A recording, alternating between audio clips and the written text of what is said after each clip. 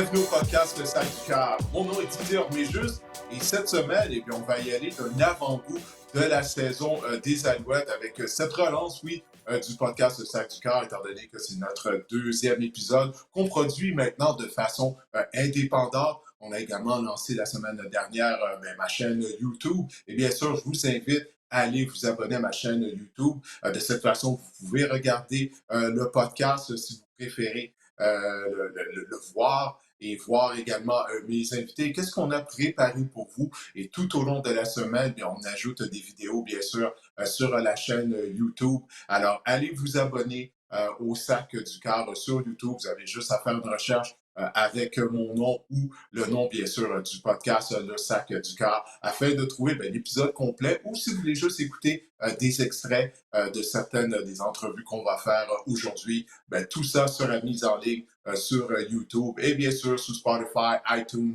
afin de d'écouter le podcast tout simplement de façon audio.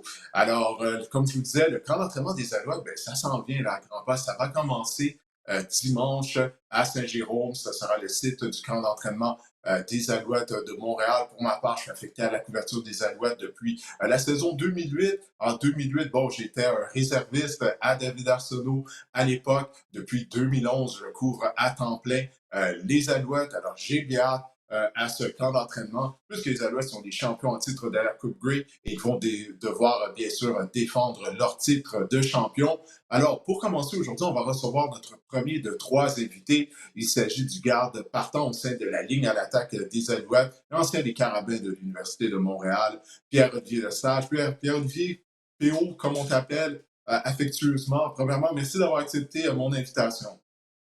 Ben oui, ça me fait plaisir. Merci de m'avoir. Ben oui, dis-nous, premièrement, comment a été ta saison morte? Parce que là, vous êtes les champions en titre de la Coupe Grey. J'imagine que tu as reçu plusieurs félicitations tout au long de l'hiver, du printemps. Donc, comment tout ça, là, ça s'est déroulé, là, cette saison morte à titre de champion de la Coupe Grey? Ça s'est très bien passé. C'était beaucoup de plaisir. Un petit peu plus courte la saison, moi, justement, à cause qu'on s'est rendu Mhm. jusqu'au bout en finale. Mais c'est ça, c'était vraiment le fun. Ça a commencé avec beaucoup de festivités, évidemment. Mais quand même, après ça, on tourne un petit peu la page, puis on se dirige directement vers 2024. Donc, on s'en va en salle d'entraînement, puis on commence à se préparer pour ça. Puis ça s'est super bien passé, là. Vraiment hâte de pouvoir retourner sur le terrain, par exemple, parce que c'est quand même assez long, la saison morte, pour le nombre de mois que tu joues véritablement au football. Donc, juste vraiment hâte de pouvoir rejouer au football. Oui, puis en particulier pour toi, parce que pour rafraîchir la mémoire des gens, peut-être qu'ils s'en rappellent pas, tu avais malheureusement terminé la saison blessé, tu avais Mhm. subi une blessure à un genou, tu as raté tous les éliminatoires. Donc, comment ta remise en forme a été durant la saison morte? Est-ce que tu te sens à 100% d'attaque afin d'entreprendre le camp d'entraînement dimanche? Oui, je me sens à 100%, je me sens d'attaque. C'est ce qu'il y a à savoir avec ma blessure, c'est que c'était pas une. Oui, c'était une grosse blessure qui m'empêchait de jouer des matchs, puis surtout, c'était encore plus frustrant parce que c'était les matchs qui étaient importants, mais c'était pas une blessure. Si c'était une blessure que si c'était arrivé, disons, dans plein milieu de la saison, j'aurais peut-être manqué 3 semaines, un mois d'activité, puis je serais retourné au jeu par la suite. Fait que côté rehab, ça s'est bien passé. Ça n'a pas été trop long avant que je me sente confortable avec mon genou. Mais en ce moment, tu sais, je cours de la même façon que je courais avant. Je suis capable d'être dans le gym puis de pas trop penser à mon genou. Fait que non, le rehab, ça s'est passé super bien. Je me considère à 100%, puis j'ai juste hâte de retourner à jouer au foot parce que justement, ça fait un petit peu plus longtemps que tout le Ouais, comme tu dis, c'est malheureux, c'est le timing de cette blessure-là, là, parce que c'est pas une grave blessure, mais le fait que ça arrivait à la fin de la saison, juste avant le début des éliminatoires. Comment tu as vécu justement le cheminement des Alouettes jusqu'à la Coupe Grey? Puis malheureusement, tu étais réduit au rôle de spectateur. Comment tu as vécu ça, de voir l'équipe connaître du succès, puis malheureusement pas être capable de contribuer lors de ces matchs importants? C'était très spécial, c'était vraiment le fun juste d'être dans l'entourage de l'équipe pendant que tout ça arrive. C'est toujours quelque chose qui est très le fun à vivre. Même pas juste de se rendre à la fin puis de vivre la semaine à la Coupe Grey, c'était vraiment cool, c'était vraiment spécial, mais en plus de gagner le match puis de vivre tout ce qu'il y a eu après, c'était vraiment cool. C'est sûr que tu te sens un petit peu impuissant, que t'aimerais ça pouvoir jouer. C'est sûr que tu sais, moi aussi, justement, à chaque semaine, j'espérais être capable de revenir au jeu. Fait que dans le fond, mentalement, j'étais encore en saison. Fait que c'était assez frustrant de match en match de me faire dire non, justement, à chaque match aussi. Mais quand même, je suis vraiment, vraiment content qu'on a été capable de faire ça. Ça a été une très belle saison. Je pense qu'il n'y a pas beaucoup de gens qui s'attendaient à ce qu'on gagne un championnat. Donc, aucun regret par rapport à ça. Puis je suis juste content d'avoir gagné avec mes coéquipiers puis de pouvoir justement retourner en tant que champion avec les Alouettes. Ouais, comme tu l'as dit, bon, l'année dernière, personne ne s'attendait à ce que vous gagniez la Coupe Grey. Bon, on n'est pas obligé de revenir là, sur le passé avec les prédictions des gens qui croyaient que que vous étiez terminé au dernier rang de la section S, vous les avez fait mentir. Mais là, c'est comment de se préparer, là, d'entreprendre une nouvelle saison en tant que champion en titre de la Coupe Grey, parce que d'aucune façon, vous allez passer sous le radar. Premier match de la saison régulière, c'est le 6 juin à Winnipeg contre les Blue Bombers. Donc, ça va être corsé dès le départ. Donc, comment tu anticipes ça, là, de devoir être prêt à affronter les équipes qui vont vraiment vous attendre de pied ferme? Ben, c'est sûr que ça va être différent comparé à l'année dernière, dans le sens que on veut pas en parler trop beaucoup, excuse-moi, mais on va pas trop en parler. Mais oui, on était neuvième au début dans les classements, les power rankings. Fait que c'est sûr que il y avait une moins grosse attention peut-être aux détails des autres équipes quand elles allaient nous affronter. Là, c'est sûr qu'il faut défendre notre titre. On a une certaine notoriété peut-être un petit peu plus à travers la ligue. Fait que c'est sûr que les équipes vont vouloir jouer leur meilleur football quand ils vont jouer contre nous. Fait que c'est un certain truc à avoir dans l'arrière de ta tête, mais c'est pas vraiment quelque chose qui va changer notre préparation. Je pense que depuis que Jason Moss est là, on se prépare super bien pour les matchs, puis qu'on soit champion en titre ou qu'on soit les underdogs, je pense pas que ça va changer grand-chose dans notre préparation. On va juste se préparer à jouer les adversaires du meilleur qu'on peut à chaque semaine. Là, tu viens de mentionner le nom de Jason Mars. Là, ça va être votre deuxième année là, dans son système. Donc ça devrait être un plus pour l'attaque. Qu'est-ce que tu penses de ça, là, justement, là, que le fait que la majorité des joueurs sont de retour, les joueurs partants, bon, on sait que Austin Mack a quitté, il porte maintenant les couleurs des Falcons d'Atlanta, William Sambach a quitté également, il va jouer avec les Lions de la Colombie-Britannique. Mais quand même, là, donc on parle de deux joueurs, mais le reste de l'attaque partante et de retour principalement. Alors, comment tu vois ça? Comment tu anticipes ça, là, d'avoir l'occasion de bâtir sur qu'est-ce que vous avez construit offensivement l'année dernière? Ouais, il y a quelques gros noms qui sont partis, ça c'est vrai. Tu sais, Austin Mack, William Stenbach, c'est des gros noms qui vont définitivement nous manquer. Mais malgré ces deux noms-là, tu sais, comme tu as dit, je pense qu'il y a une certaine stabilité pour la première fois à travers l'attaque puis à travers l'équipe au complet. Juste le fait d'avoir le carrière partant qui reste le même, l'entraîneur reste le même. Fait que c'est sûr que euh, ça va être différent, premièrement, parce que justement, on rentre dans la deuxième année de Jason Moss. Ça va pas être nouveau, ça va pas être un petit peu plus chaotique au camp. Je pense que tout le monde sait un petit peu plus à quoi s'attendre. Euh, Fait que ça va être plus facile je pense, de se préparer un petit peu plus rapidement pour ces premiers matchs-là. Je pense que ça va être plus facile de re-rentrer dans le playbook de Jason Moss à l'attaque et d'Anthony Calvi aussi. Euh, mais non, je pense que justement, offensivement, ça s'est vu dans les dernières semaines de la saison dernière que ça allait de mieux en mieux, qu'on parle de la protection, qu'on parle juste du jeu en général. Fait que je suis vraiment excité de voir qu'est-ce que Jason Moss a pour nous, puis qu'est-ce qu'Anthony Calvillo a pour nous pour l'année numéro 2. Je pense que ça va être excitant à voir. Les camps d'entraînement, c'est particulier. Tu sais, vous passez beaucoup de temps ensemble. Là, vous allez passer 3 semaines à Saint-Jérôme. Il y a des joueurs qui détestent les camps d'entraînement. Il y en a d'autres qui aiment ça. Toi, là, tu te retrouves dans quelle catégorie? Est-ce que tu aimes participer au camp d'entraînement toute la vie sur un campus avec des entraînements, 2 entraînements par jour, toutes les réunions, là, tout ce que ça implique, ou tu détestes ça, là, tout simplement? Moi, non, moi, honnêtement, j'aime ça. C'est sûr que c'est énormément de travail. C'est un 3 semaines intensif, vraiment, que tu fais pas mal juste ça pendant une longue période de temps. Mais j'aime ça, surtout au début de la saison, comme ça, quand ça fait longtemps que tu n'as pas joué au foot, ça te permet justement de dégraisser la machine, comme on dit, puis de pouvoir apprendre à connaître tes coéquipiers, puis juste de te remettre dans l'environnement le football. Moi j'aime vraiment ça, c'est le fun. J'ai hâte de voir la ville de Saint-Jérôme aussi. On a vu les installations un petit peu pendant la saison morte. Il y avait quelques événements là-bas à Saint-Jérôme, mais ça avait l'air très beau. J'ai pas vu de comment ça va être installé et tout, mais juste les installations, le building en général a l'air très beau, très neuf. Donc, non, moi, je suis un gars de camp d'entraînement, je suis quand même très excité pour y retourner. Oui, avant le début du camp d'entraînement, vous allez recevoir vos bacs de la Coupe Grey un Ouais. peu plus tard cette semaine. Dis-moi, là, est-ce que tu as hâte, là, justement, d'ouvrir cette boîte-là et de voir cette belle bague? C'est sûr que j'ai hâte. Il y a beaucoup d'efforts qui sont mis vers cet objectif-là. Je pense que c'est l'objectif principal là, pour tout joueur de foot. Fait que c'est sûr que de pouvoir recevoir une bague comme ça, c'est un gros accomplissement. Puis j'ai surtout hâte de voir elle a l'air de quoi. Je pense qu'il y a quelques joueurs qui faisaient partie du comité qui l'ont vue, puis ça a l'air qu'elle est très belle. Ah oui, ok, bon, Vraiment hâte de super. voir ça a l'air de quoi. Ouais, ben ouais, moi aussi, là, j'ai hâte d'avoir. Ça fait tellement longtemps, hein, 13 ans qu'on a attendu avant de voir les Alouettes gagner une autre Coupe Grey. Donc, j'ose croire que l'organisation doit avoir mis le paquet là, au niveau de la bague de championnat. Écoute, il y a Ouais, quelques on années, espère. il y a quelques années, tu portais les couleurs des Seahawks de Seattle. Tu as passé une saison complète au sein de l'équipe d'entraînement des Seahawks de Seattle.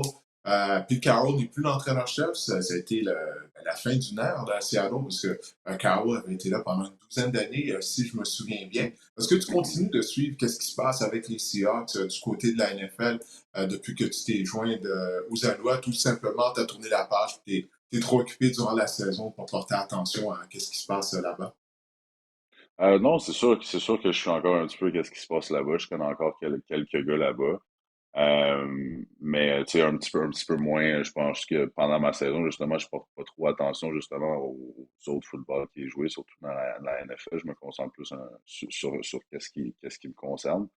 Mais oui, c'est triste le départ de Pete Carroll. C'est sûr que c'était un excellent entraîneur, un gars de culture, tu sais, un gars qui était, je sais même pas exactement il a quel âge, mais tu sais, c'est un gars qui est quand même assez vieux, mais qui amenait beaucoup d'énergie. Fait que c'était le fun de rentrer dans le building à chaque matin, puis t'avais quasiment hâte à son general meeting, justement, parce qu'il donnait assez souvent un bon show, mais non, c'était un excellent entraîneur, puis j'ai hâte de voir c'est quoi la suite pour les Seahawks, en fait, mais je suis pas trop inquiet.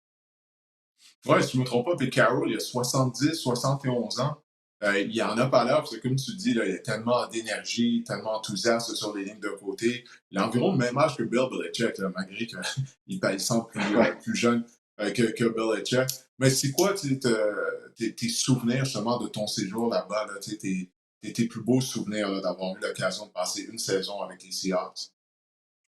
Ben, c'était vraiment, probablement juste tout était très wow, c'était incroyable justement d'être dans un vestiaire de la NFL puis de voir des gens que tu as vus à la télé toute ta vie puis de pouvoir compétitionner avec ces gens-là, c'était vraiment quelque chose de spécial. Mais si je me souviens bien, justement, juste les petits moments, les meetings avec Pete Carroll, il y avait toujours beaucoup d'entrain, toujours beaucoup de un peu l'aspect spectacle en lui, fait que c'était toujours vraiment le fun. Puis il amenait aussi un esprit de compétition que vraiment j'avais jamais vu ailleurs. Puis c'était vraiment spécial de faire partie de ça, puis de pouvoir compétitionner là-dedans chaque jour. C'était vraiment une très belle expérience. Ouais, tu avais signé bon, comme joueur autonome avec les Seahawks après ta carrière avec les Carabins. En fait, tu avais dû te mériter un contrat. Si je me souviens bien, c'est une invitation que tu avais eue au mini-camp des recrues, c'est bien ça? Non, j'avais signé un contrat après le repêchage. Ah, OK, donc tu as signé un contrat après le repêchage. OK, bon, c'est différent de la situation de Jeff Quentin-Arcou, le choix de première ronde des Alouettes secondaire de ligne, ancien de l'Université de Memphis, qui, lui, ben, un peu plus tard de cette semaine, à compter du 10 mai, il va participer au mini-camp des recrues des Dolphins de Miami. Puis lui va tenter justement d'obtenir un contrat, de se faire offrir un contrat pour se joindre à la formation. Étant donné que tu as passé du temps dans la NFL, tu sais, c'est quoi les conseils que tu aurais donné à Jeff ou aux autres joueurs québécois qui obtiennent là, des essais avec des équipes de la NFL. Il y a notamment le demi-défensif Ben Labrosse, ancien de McGill, qui va obtenir un essai dans la NFL durant le mini-camp des recrues. Donc, c'est quoi le conseil que tu as à leur donner, la mentalité? Parce que quand tu arrives là, surtout que tu es sans contrat, chaque répétition compte. Il faut que tu y ailles à fond la caisse, comme on dit, là, à chaque répétition, à chaque jeu.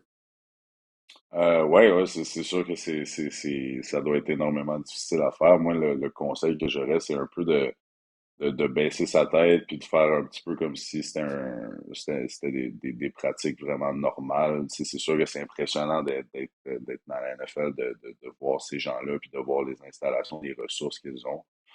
Mais justement pour rester là, je pense que ce que ça va prendre, c'est de justement de baisser sa tête, de faire comme si tout était normal, puis que c'est juste business as usual, comme on dit en anglais, là, de pouvoir pratiquer sans trop penser à ce qui se passe autour de soi, puis juste de se concentrer sur justement répétition après répétition, de faire le meilleur que tu peux, puis de laisser sur film les meilleures choses que tu peux. Je pense que ça va les aider énormément.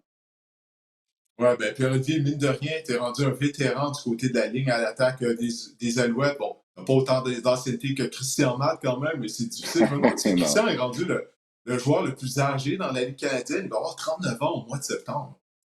Honnêtement, Il faudrait ça vérifier doit être ça. très proche. Ouais, ouais, ouais, honnêtement beaucoup de respect pour Christian Matt. C'est sûr que tu vois beaucoup de corps arrière ou de positions comme ça que tu te fais un petit peu moins toucher des kickers, justement des batteurs. Ou est-ce que tu vas avoir des gens un petit peu plus vieux, mais à la position de ligne à l'attaque, ça doit être assez difficile sur le corps. Fait que beaucoup de respect pour Christian qui a 39 ans et qui fait encore ça à un niveau très impressionnant. J'imagine qu'il va y avoir quelques jours de vétérans, là, des Veterans Day, comme on dit, durant le camp d'entraînement. Là. Et on va sûrement donner quelques journées de repos ici et là. Ouais, ben en fait, moi, quand je suis arrivé, Christian, c'est pas vraiment le genre de gars qui prend des journées de vétéran. Moi, tu sais, quand je suis arrivé, il avait déjà 37, 38 ans, puis au camp, il avait 38 ans l'année dernière, puis prend pas vraiment de journée off. C'est un warrior, comme on dit. Wow, ben, écoute, ça, c'est tout à son honneur, là, vraiment. Là. Ben, écoute, Pierre-Olivier, encore une fois, je te remercie d'avoir accepté mon invitation. Je te souhaite bonne chance lors du camp d'entraînement, puis bonne chance lors de la saison 2024. On a bien sûr bien hâte de vous suivre. Puis tout ça, je le répète, ça va commencer le 6 juin, la saison régulière à Winnipeg contre les Blue Bombers. Alors, écoute, je te souhaite de passer une bonne fin de journée. Il fait beau à Montréal, profites-en, parce qu'à compter de dimanche, ben là, tu recommences, ça va être le retour au travail. Oui, parfait. Merci beaucoup, Didier. Merci de m'avoir eu dans ton podcast, puis j'espère qu'on va se parler beaucoup durant la saison, comme d'habitude. Ouais, après des victoires, c'est ce qu'on souhaite. Exactement, exactement. Allez, salut PO, passe une bonne journée. Bye, Didier, bonne journée. Alors, c'était Pierre-Olivier Lestage, joueur de ligne à l'attaque, garde partant, oui, au sein de la ligne à l'attaque des Alouettes de Montréal. Alors, maintenant, ben, on va poursuivre justement là, notre avant-goût du camp d'entraînement et de la saison des Alouettes. On va accueillir un ancien de l'équipe montréalaise. Il s'agit d'un ancien secondaire de ligne, également maraudeur avec les Alouettes de Montréal. Il travaille maintenant comme avocat, mais il est également analyste des matchs des Alouettes à la radio, du côté de la radio anglophone. Alors, sans plus tarder, ben, on va accueillir Marc-Olivier Brouillette avec nous. Marco, comment vas-tu? Justement, je dis aux gens que tu es avocat, ben, on te retrouve dans ton bureau. Ben ouais, effectivement. The work never stops, Didier. Exactement, exactement. Il n'y a pas de fil d'arrivée. C'est ça qu'on dit. There is no finish line. Non, non, on pense qu'il y en a un, puis finalement, on se rend compte quand on se réveille le lendemain matin que c'était pas le cas, malheureusement. Pour recommencer. C'est un éternel recommencement. Puis ça va être un éternel recommencement pour les Alouettes aussi. Ils ont gagné la Coupe Grey l'année dernière, mais là, ça, c'est derrière eux. Ils sont les champions en titre de la Coupe Grey. Regarde, ma première question va être percutante. Est-ce que tu crois que les Alouettes seront en mesure de gagner une deuxième Coupe Grey de suite, comme ils avaient fait en 2009 et 2010? 2010, c'était justement ta saison recrue, si je me souviens bien. Effectivement. Regarde, je pense que ça va être très difficile. L'avantage que cette équipe-là avait l'année passée, je pense que c'était qu'ils étaient très sous-estimés à travers la Ligue. Donc, dans la grande majorité des matchs, surtout en début de saison dans lesquels ils ont joué, ils étaient les underdogs. Je pense qu'il y a plusieurs équipes qui voyaient les Alouettes sur le calendrier et qui se disaient c'est une victoire facile pour nous autres. Finalement, ça n'a pas été le cas. La saison aurait pu facilement déraper, surtout en raison des blessures du côté défensif du ballon. Dans la tertiaire, on a eu tellement de blessures. Si tu regardes le line-up de semaine en semaine, on dirait qu'à presque chaque match, il y avait un ou deux nouveaux joueurs qui étaient partants dans la tertiaire. Cette saison aussi, je pense que les équipes le savent. C'est quoi les Alouettes de Montréal? Quel style de football? ils veulent jouer. Et puis, je pense que les équipes vont être en mesure de se préparer en fonction. Donc, ça risque d'être très difficile pour eux autres de répéter l'exploit de l'année dernière avec la conquête de la Coupe. Ouais, puis dis-moi comment ça s'était passé en 2010. Bon, t'étais pas là en 2009. Tu terminais ta carrière avec les Carabins à cette saison-là. Tu t'es joint aux Alouettes en 2010 pour la deuxième victoire consécutive à la Coupe Grey. Mais tu faisais tout de même partie de cette équipe-là. C'était quoi l'atmosphère là, dû au fait que justement, là, on était les champions en titre et puis que ben, on devait défendre notre ceinture, là, prendre l'expression de la boxe ou de la lutte. Je pense que la plus grande différence entre l'édition 2010 des Alouettes et puis l'édition 2024 qu'on va voir, qui espère le répéter en tant que champion de la Ligue canadienne de football, c'est que si on regarde l'équipe en 2010, le vestiaire dans lequel je suis rentré, il y avait un noyau de vétérans que ça faisait des années qu'ils faisaient partie de l'organisation. Tu penses à des gars comme Anthony Calvillo, Ben Cahoon, Avon Coburn, Étienne Boulay, Matt Roux, la liste, là, il y en a plein que je pourrais nommer. C'est des gars qui avaient été là pendant plusieurs années, qui faisaient partie de la culture dans ce vestiaire-là à Montréal. Maintenant, si on regarde l'alignement des Alouettes en 2024, mis à part Christian Matt, la présence de vétérans qui ont passé des années à Montréal, qui connaissent la ville, qui connaissent l'organisation, qui connaissent la culture, c'est pas la même chose. Il n'y en a pas. Ça ne veut pas dire que c'est pas une bonne culture qu'il y a dans ce vestiaire-là. Je suis convaincu. Je voyage avec l'équipe. Je suis dans l'entourage de l'équipe. Je parle aux gens.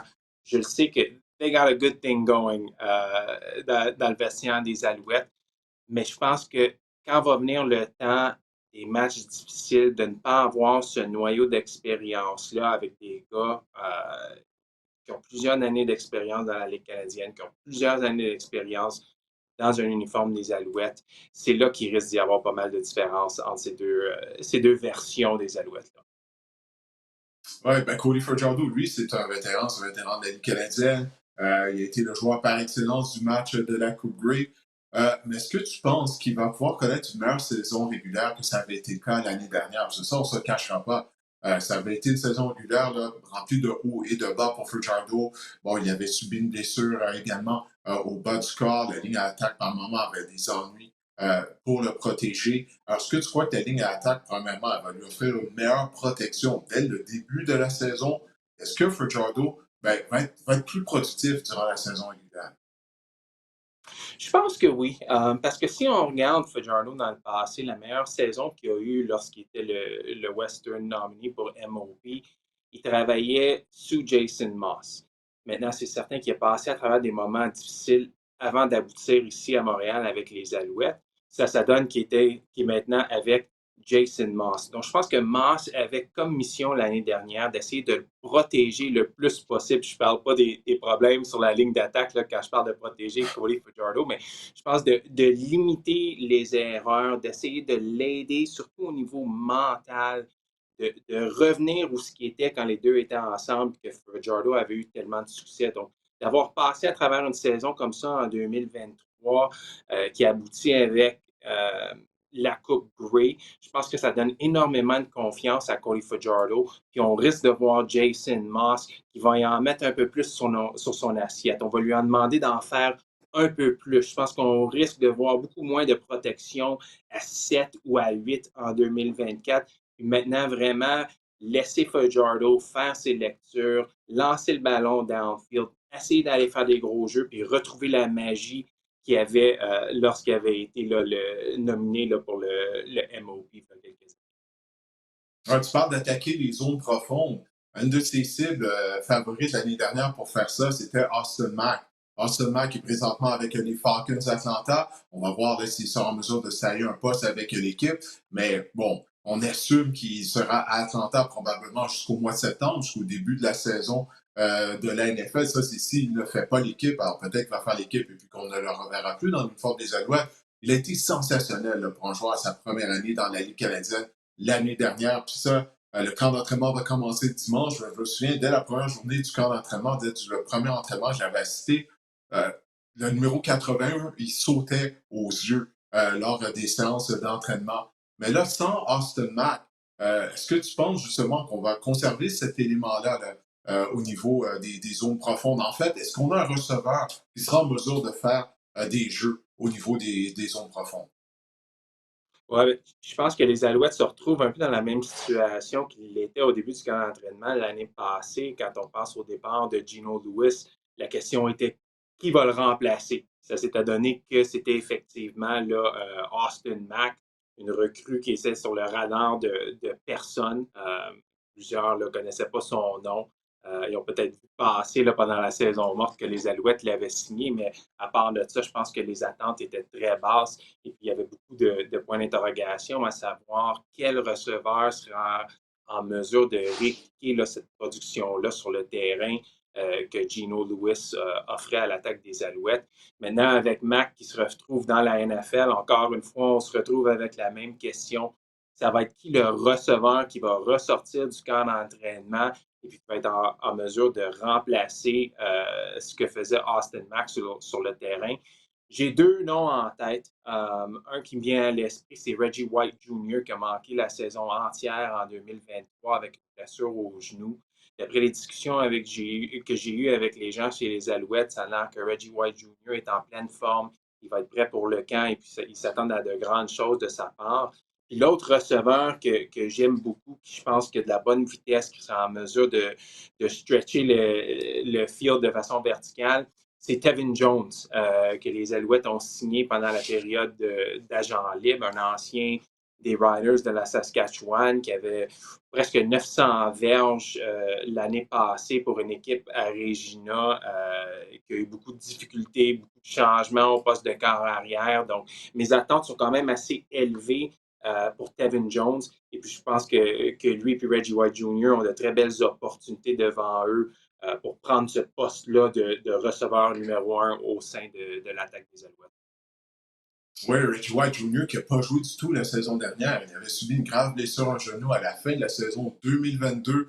On le voyait aux entraînements, il était là, il s'entraînait sur les lignes de côté. Puis là, bon, vers la fin de la saison, si je me souviens bien, il avait pris part à des séances d'entraînement complètes, mais on ne l'a pas vu. Donc, il n'a pas obtenu de temps de jeu depuis la saison 2022. Alors oui, tu as raison, ça va être un nom à retenir. J'ai bien de voir ça. Puis peut-être qu'il va y avoir justement une voix ce match. Peut-être que Danny Machocha avec ses dépisteurs, vont avoir trouvé une perle rare, comme ça a été le cas l'année dernière. Bobby Sneed aussi, je sais, bon, il joue un rôle différent en raison de son gabarit, mais quand même, il a connu de bons moments. Il nous a démontré qu'il était capable de gagner des verges après les réceptions. Puis tout ça, c'est la première année dans la Ligue canadienne, c'était son année recrue. Alors, non, j'ai bien hâte de voir ça. Parce que ça, il n'y a aucun doute que lors des séances d'entraînement à Saint-Jérôme, j'ai encore une fois épié le groupe de receveurs, comme j'avais fait l'année dernière à Trois-Rivières, afin de voir justement si on a une perle rare, puis si Tevin Jones, comme tu as mentionné, et si Reggie White, bien sûr, sera en mesure de retrouver la forme qu'il nous avait démontré il y a ça, déjà quelques années de ça. Il y a eu le départ d'Austin Mack, j'en ai parlé tout à l'heure avec Pierre-Olivier Lestage brièvement, mais il y a également William Sambach qui a quitté les Alouettes durant la saison morte. On ne lui a pas offert de nouveaux contrats. Il a signé avec les Lions de la Colombie-Britannique, dont là, il est réuni maintenant avec Vernon Adams. Ça va être intéressant quand les Alouettes vont croiser le fer avec les Lions en saison régulière. Mais selon toi, Marco, qui va remplacer Sambach dans le champ arrière là, en tant que demi à l'attaque partant? Ben, c'est certain, quand tu regardes le roster en date d'aujourd'hui, euh, les deux qui ont de l'expérience dans le système des Alouettes, c'est Jeshron Antwi et puis Walter Fletcher. Maintenant, c'est certain que Walter Fletcher est un type de running back très différent de William Stanback, qui était vraiment nord-sud, un bruiser type. Je pense que ça, c'est le rôle que Jeshron Antwi va pouvoir remplir, mais je ne suis pas convaincu que Antwi, c'est un every down back. Donc, je m'attends à ce que quand le camp d'entraînement va ouvrir, ça risque d'être Walter Fletcher qui va rouler avec les partants. C'est lui qui va avoir la première opportunité de gagner le poste de porteur de ballon numéro 1. Mais si jamais on voit qu'il n'est peut-être pas en mesure d'assumer ce rôle-là à temps plein, on risque peut-être de voir un système là, à deux porteurs. Et ça m'amène à Sean Thomas Erlington, qui, d'après moi, est une prise extraordinaire pour les Alouettes. J'ai tout le temps été un fan de lui, même quand il était à l'Université de Montréal, puis ensuite quand il était à Hamilton. J'ai toujours pensé qu'on l'a mal utilisé à Hamilton. À chaque fois qu'on lui donnait une opportunité, il faisait une très bonne job. Mais sauf que dès que leur partant américain revenait d'une blessure, ben là, tout à coup, Thomas Erlington se retrouvait sur le banc encore. Donc, j'aimerais vraiment voir les Alouettes lui donner une chance. Peut-être pas en tant que partant from day one, mais au moins d'avoir des jeux, d'avoir du playing time pendant la saison parce que je pense qu'il mérite. C'est un vétéran de la Ligue canadienne. C'est un très bon porteur, un bloqueur très physique. Et puis d'ailleurs, quand il sort du backfield pour courir des tracés, je pense qu'il y a plusieurs joueurs défensifs qui le sous-estiment. Donc, c'est quelqu'un que je suis excité de voir dans l'uniforme des Alouettes. Oui, pour Thomas Arlington, c'est question de rester en santé aussi. Hein? Il a joué de malchance à quelques reprises depuis le début de sa carrière. Parce que, oui, comme tu l'as dit, il a connu de bons moments avec les Tiger Cats de Hamilton. Je ne suis pas surpris là, que tu mentionnes son nom, étant donné que c'est un ancien carabin. Toi aussi, tu es un ancien carabin. Mais effectivement, il pourrait s'avérer être une bonne acquisition par les Alouettes s'il est en mesure, bien sûr, de rester en santé. Puis là encore, on va voir peut-être qu'il va y avoir un demi à l'attaque américain qu'on ne connaît pas, qui va nous éblouir durant le camp d'entraînement, peut-être au cours de la saison. Un autre Américain mis à part, bien sûr, un Fletcher, comme tu l'as mentionné. C'est une position en théorie où c'est facile, entre guillemets, de trouver des joueurs américains. C'est à la position de demi à l'attaque. Il y en a tellement qui sortent à des rangs universitaires à tous les ans, ou dans d'autres ligues également. Alors, c'est ça c'est une des beautés de la saison qui s'en vient. On va découvrir des nouveaux joueurs, comme ça avait été le cas l'année dernière. Parlons de l'unité défensive, parce qu'on a perdu de gros morceaux également du côté de la défense. Bon, majoritairement, Dani Machota est en mesure de conserver le noyau de l'équipe, autant du côté de l'attaque que de l'unité défensive. Mais au niveau de la ligne défensive, on a perdu vraiment deux gros morceaux. Lowell Uguak, qui a quitté pour la NFL, et là, il va tenter de poursuivre sa carrière avec les Buccaneers de Tampa Bay. Et Sean Lemon, un autre chasseur de quart qui lui a pris sa retraite. Puis là, bon, on a appris qu'il avait parié sur des matchs de la Ligue canadienne remontant en 2021 lorsqu'il portait les couleurs des St. Peters de Calgary. Ça, personnellement, je trouve ça bizarre que ça ait pris 3 ans à la Ligue canadienne de terminer son enquête, mais ça, c'est un autre sujet. Mais tout ça pour dire, c'est que là, on a un manque à la position de chasseur de quart. C'était le cas au début de la saison dernière, Marc-Olivier, hein, si tu te souviens bien. C'est la raison pourquoi on avait mis sous contrat Charles Lemon. Puis Lemon, il a été éblouissant l'année dernière, pas juste en termes de pression sur les carrières adverses, mais il a réussi des interceptions, recouvrir des échappées. Il a pris Uguak sous son aile, donc il avait vraiment un rôle de leader au sein du vestiaire, du moins au sein de l'unité de la ligne défensive, qui va chasser les quarts pour les Alouettes cette année. Pour moi, ça, c'est la question numéro 1 du côté de la défense, puisque l'année dernière, on a mené la Ligue au chapitre des revirements provoqués. Mais tout part de la pression. Tu le sais, tu as joué. Si tu es en mesure de presser le carrière adverse, généralement, ben ça devrait mener à des revirements, à des interceptions. Mais là, est-ce qu'on a les ressources nécessaires, justement, afin de presser les carrières adverses? Quand on regarde l'alignement des Alouettes en date d'aujourd'hui, c'est certain qu'on ne voit pas des noms qui nous sautent aux yeux, tels qu'un Sean Lemon ou effectivement un Lowell Uguak, qui, comme tu l'as mentionné, sous l'aile et puis la supervision, on pourrait dire, de Sean Lemon, a vraiment eu une très belle deuxième moitié de saison, a pris beaucoup plus de place au sein de l'unité défensive des Alouettes vers la fin de la saison. Euh, la bonne nouvelle, c'est que de ce que j'ai entendu, il n'y a pas eu énormément d'argent upfront, ce qui est souvent un signe que les chances qu'ils réussissent à percer l'alignement d'une équipe de la Ligue nationale de football sont très minces, mais ce n'est pas quelque chose sur lequel les Alouettes peuvent se fier pour l'instant, parce que comme tu l'as mentionné tantôt, comme était le cas pour Austin Mack, même s'il se fait retrancher, on ne le verra pas dans l'uniforme des Alouettes avant probablement la mi- ou fin septembre. Donc, je pense que vraiment du côté de la défensive des Alouettes, le challenge pour Noel Thorpe, ça va être de trouver des façons de mettre de la pression sur le corps arrière, mais en amenant des gens de la tertiaire, en amenant des secondaires. Puis là, je pense qu'on peut mettre des joueurs qui sont athlétiques sur le terrain dans différentes positions. Je pense à Tyrell Richards. Tyrell Richards, qui est un secondaire de ligne sur papier, mais qui a également la capacité de s'aligner sur le coin en three-point stance, en two-point stance, puis rusher le corps arrière. Donc, je pense que le challenge pour l'unité défensive va être vraiment d'essayer de trouver des façons créatives de mettre la pression sur le corps arrière, mais en amenant seulement 4, 5 personnes. Parce qu'en ce moment, je vois personne sur la ligne défensive des Alouettes que je suis en mesure de dire que lui, il faut qu'on le double team. Lui va pouvoir mettre de la pression de façon constante sur un corps arrière opposé. Oui, ben on rappelle, le camp d'entraînement des Alouettes va commencer dimanche à Saint-Jérôme, dimanche après-midi. La première séance d'entraînement sera à 14h30. Écoute, je voulais parler fitness avec toi, mais avant qu'on le fait, plus tôt cette semaine, on a appris qu'un de tes anciens coéquipiers, S.J. Green, l'excellent receveur de passe, sera intronisé au temple de la renommée du football canadien.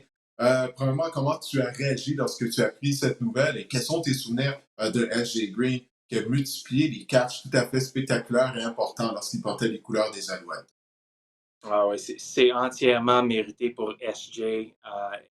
SJ, c'est vraiment là, une belle histoire d'un gars, un Américain qui est venu au Canada, qui a passé 3 années sur le practice roster, qui a eu énormément de patience et puis au lieu de lâcher, il a continué de travailler. Puis finalement, lorsqu'il a eu son opportunité, ben, le monde a pu voir ses habiletés puis qu'est-ce qu'il était capable de faire sur un terrain de football. Je suis extrêmement choyé d'avoir eu l'opportunité d'avoir partagé un vestiaire avec lui, d'avoir pu enfiler l'uniforme des Alouettes avec lui. C'est un gars que... Et puis, les receveurs de passe ont des réputations, mais c'était vraiment un bon gars. Quelqu'un qui... On n'avait pas à s'inquiéter de lui. Je pense qu'on l'a vu par le passé. Il y a certaines personnes qui, la ville de Montréal, lorsqu'ils habitent ici, des fois, ça peut les avaler assez rapidement, mais ce n'était pas le cas pour SJ. Toujours une bonne tête sur les épaules. Et puis, je suis très content pour lui. Puis j'espère qu'on va l'honorer au stade Percival Molson cette année pour que je puisse aller là, lui serrer la main et lui dire de vive voix là, que je suis fier de lui.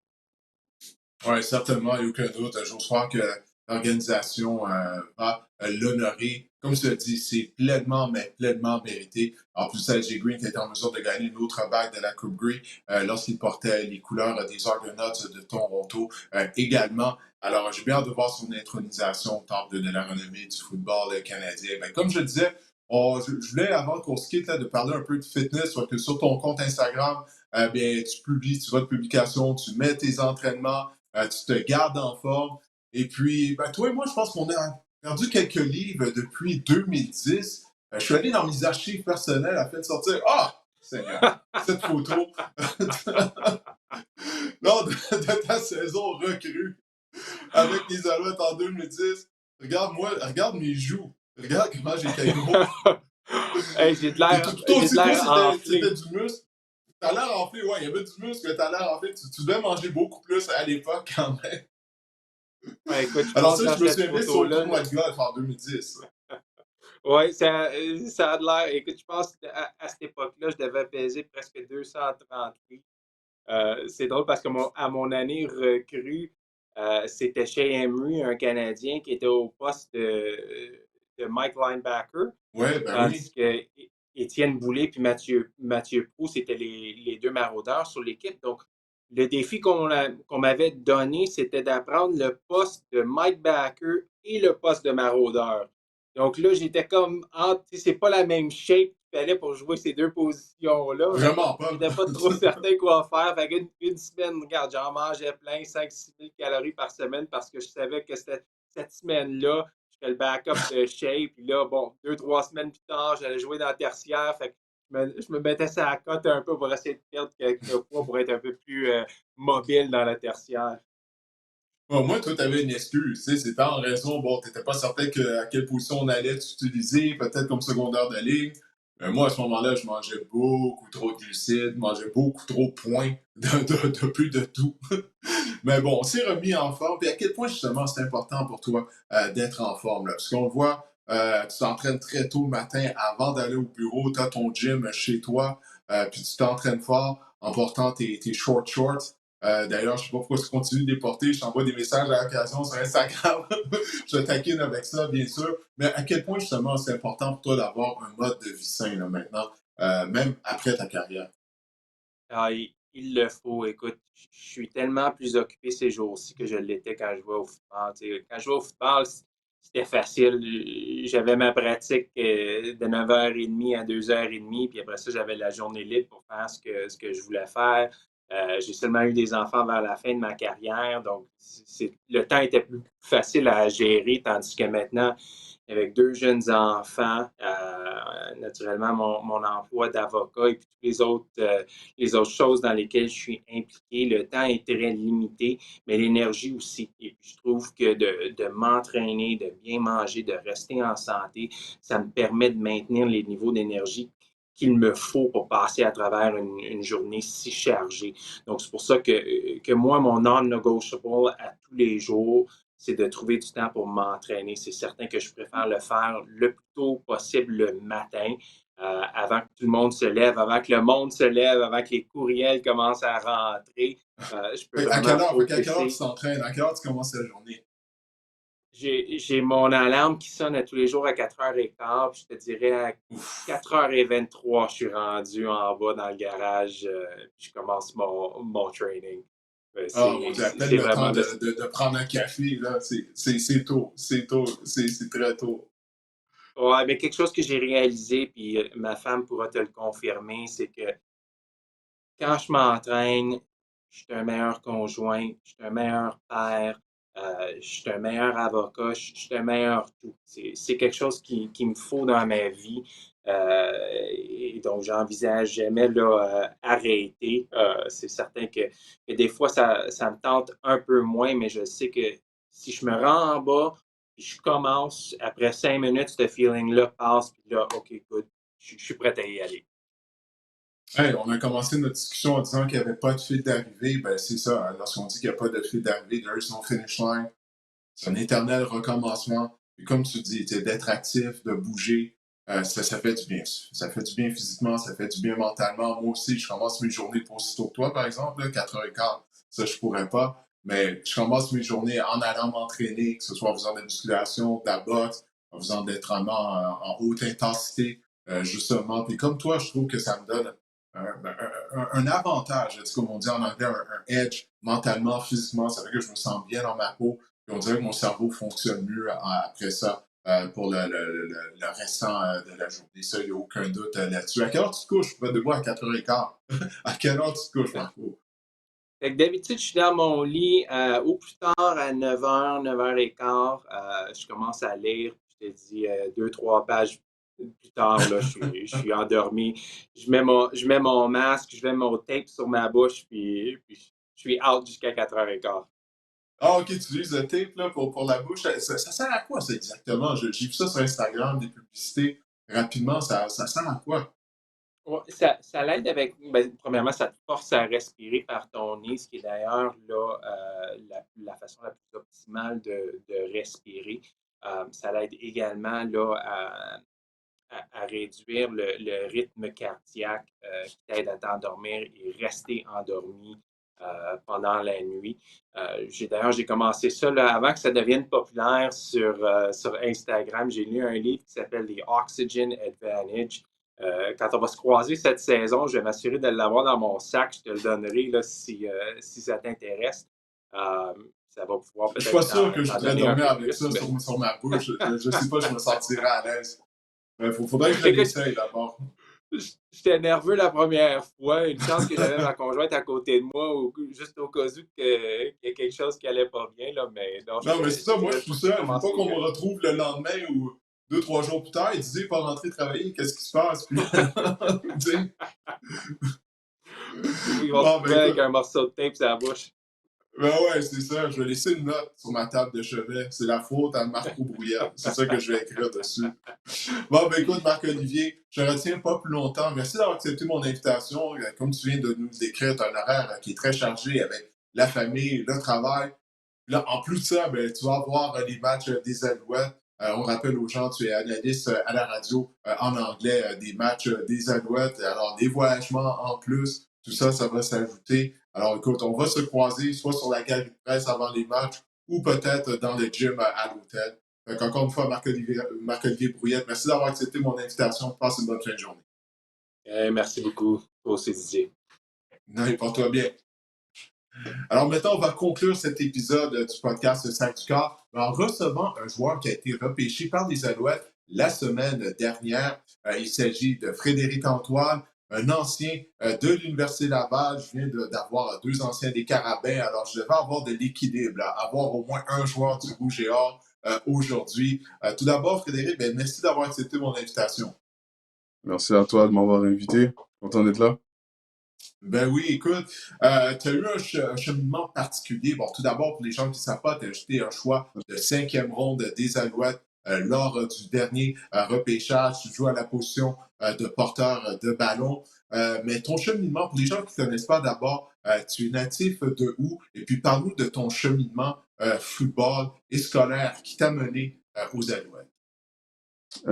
J'ai commencé à jouer, en fait, au tout début, avant de jouer au football, je jouais au soccer à Pont-Viau pour l'équipe de Centre-Sud. Puis vers l'âge de 13 ans, 12-13 ans, j'ai commencé à jouer au football. Mon frère a joué avant, puis ça a quand même été une influence. J'ai commencé à jouer au Dragon de Laval en tant que demi-défensif, mais ça a pas duré longtemps. Ça a duré une année. Puis par la suite, j'ai décidé de passer du civil au niveau secondaire où j'ai joué à Georges Vanier, où j'ai joué toutes mes années en tant que receveur. Après mes années, j'avais des choix à faire euh, où j'allais au cégep. J'ai décidé d'aller à Montmorency, où j'ai fait toutes mes 3 années. Par la suite, après mes 3 années, j'ai eu la chance d'aller jouer aux États-Unis, en Virginie, passer du temps down south, à Norfolk. Et après les États-Unis, j'ai décidé, après avoir gradué, j'ai décidé de revenir plus proche de la maison et d'aller à l'Université Laval, faire 2 ans, faire ma maîtrise. Et maintenant, depuis janvier, je me suis entraîné pour avoir la chance d'être dans la CFL. Puis maintenant, c'est pas fini, mais c'est une opportunité qui commence, une nouvelle journey qui commence avec les Alouettes. Ben oui, un nouveau chapitre. Et Ouais. bon, tu disais que tu étais en Virginie, tu étais plus précisément à l'université Old Dominion. Puis tu as gradué également de Old Dominion. Dis-moi, tu as gradué en quoi? Qu'est-ce que tu as étudié? Puis comment ton séjour là-bas s'est passé? Est-ce que tu as aimé justement de vivre cette aventure au sud de la frontière? Mhm. Je suis rentré en sports management, mais finalement, j'ai décidé de faire un bac en criminal justice qui ressemble à la criminologie. Puis mon parcours a été difficile là-bas à cause de certaines blessures, mais en général, j'ai bien aimé ça, la culture qu'ils avaient là-bas. Là-bas, c'est un mindset où c'est business. Tu joues au football, tu vas à l'école, puis c'est la routine qui roule à chaque jour. Puis non, j'ai bien aimé mon, ma- mon parcours là-bas quand même. J'ai bien appris. Au niveau physique aussi, j'ai pris beaucoup de poids, j'ai pris beaucoup de force, puis non, j'ai bien aimé ça. Ouais, puis qu'est-ce qui a fait que, après d'avoir gradué, ben, tu as décidé de poursuivre ta carrière universitaire? Tu étais toujours admissible. Donc, qu'est-ce qui a fait en sorte que tu as décidé, bon, de te joindre au Rouge et Or, de poursuivre tes études, comme tu l'as dit, tu as obtenu une maîtrise également. Pourquoi tu n'es pas juste allé du côté du marché du travail? Est-ce que c'est que tu avais toujours la passion en toi de jouer au football ou ta carrière s'est pas déroulée comme tu le voulais à Old Dominion, puis tu t'es dit, c'est quoi? J'ai encore des choses que que je veux prouver à moi-même sur le terrain de football. Oui, oui, ça c'est sûr et certain. En même temps, il y avait un aspect aussi académique que je voulais m'assurer qu'il soit correct quand je reviens au Canada. Je sais que il y a certains programmes qui sont pas toujours reconnus aux États-Unis. Soit après avoir eu une conversation avec le monde autour de moi, je me suis dit qu'avoir un diplôme canadien serait pas une mauvaise idée. Puis aussi au niveau du football, c'est sûr j'avais besoin de films aussi pour le prochain niveau. Puis ça me permettait d'être plus proche de la maison. Puis en parlant avec Glenn Constantin, mais, ça a été un bon fit. Puis Laval a été une bonne place pour moi. Ouais, puis tu as étudié en quoi? Tu as fait ta maîtrise en quoi à l'Université Laval? Est-ce que tu l'as terminé? Est-ce que tu m'as dit que tu as terminé ta maîtrise en Ouais, passant? j'ai terminé Oui. en décembre passé, qui m'a permis justement de janvier à maintenant de juste focuser sur le football. J'ai fait une maîtrise en administration, en développement des personnes et des organisations à la Ah FS100. ben ça, c'est vraiment super. Ben écoute, c'est tout à ton honneur là, tu sais, d'avoir obtenu ton bac, puis après ça, de t'être joint avec le Rouge et Or, puis d'avoir complété ta maîtrise. Ça, c'est vraiment. Moi, je te lève mon chapeau, là, ça m'impressionne Merci. là, vraiment. Puis là, tu as l'esprit en paix. Tu vas commencer ta carrière dans les rangs professionnels, c'est ça, c'est fait. On a vu des photos avec ce que j'anticipe était ta mère lors de ta graduation à Old Dominion. À quel point elle était fière, justement, là, lorsque tu as gradué de l'université, lorsque tu as obtenu ton bac. Ah bah oui, super fier. C'est quelque chose que j'ai toujours été quelqu'un qui a focus sur le football, mais derrière moi, il y a toujours ma mère qui me rappelle, non, l'école, c'est en premier, tu faut toujours t'aies un filet au cas où qu'il se passe quelque chose avec le football, puis ça, non, ça c'est sûr que elle m'a toujours poussé à dire, non, l'école, c'est important. Oui, t'aimes le football, mais rappelle-toi, je veux que t'aies des bonnes notes, je veux que t'aies des B, je veux que t'aies des B, puis non, non, non, elle était super fière. Puis la même chose pour la maîtrise, parce que c'est quelque chose, honnêtement, que j'ai jamais pensé que j'allais atteindre. Oui, mon bac, c'est sûr que j'allais en avoir un, mais la maîtrise en plus, non, je suis super fier, puis elle aussi. Ben, félicitations encore une fois, Frédéric. Là, tu as un nouveau chapitre qui va commencer dès dimanche à Saint-Jérôme. Comme je le disais Ouais, tout à l'heure, puis t'es prêt, là, je vois. Là. ouais. Ben ça, tu as été un choix de 5e des Alouettes. Tout d'abord, tu sais, d'être repêché par une équipe professionnelle. Comment tu as vécu le repêchage? C'est stressful, je dirais, depuis janvier. Les gars du Rouge et Or, on est là, on se prépare. Puis là, on a passé à travers tout le processus avec le combine et tout. Ça a été long. Et même par la suite, après le combine, tu es un peu en attente de savoir où tu vas aller et tout. Il y a des gens qui te contactent, mais t'es jamais sûr de ce qu'ils te veulent nécessairement. Mais enfin, c'est fun de savoir où je vais aller puis pouvoir focuser sur l'équipe, les Alouettes, puis commencer dimanche. Est-ce que tu souhaitais, est-ce que tu as rêvé d'être repêché par les Alouettes ou tu voulais juste avoir une opportunité, peu importe avec l'équipe? Avec quelle Honnêtement, équipe? je voulais juste une opportunité, parce que je pense que avec ça, comme, je peux aller loin.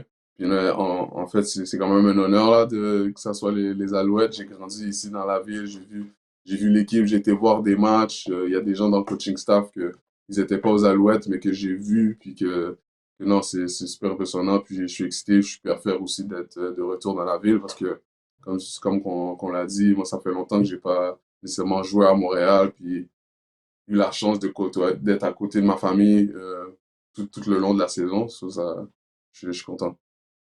Ouais, puis pour les gens qui ne connaissent pas, décris-moi ton style de jeu. Là. Quel genre de joueur que tu es? Quel genre de porteur de ballon que tu es?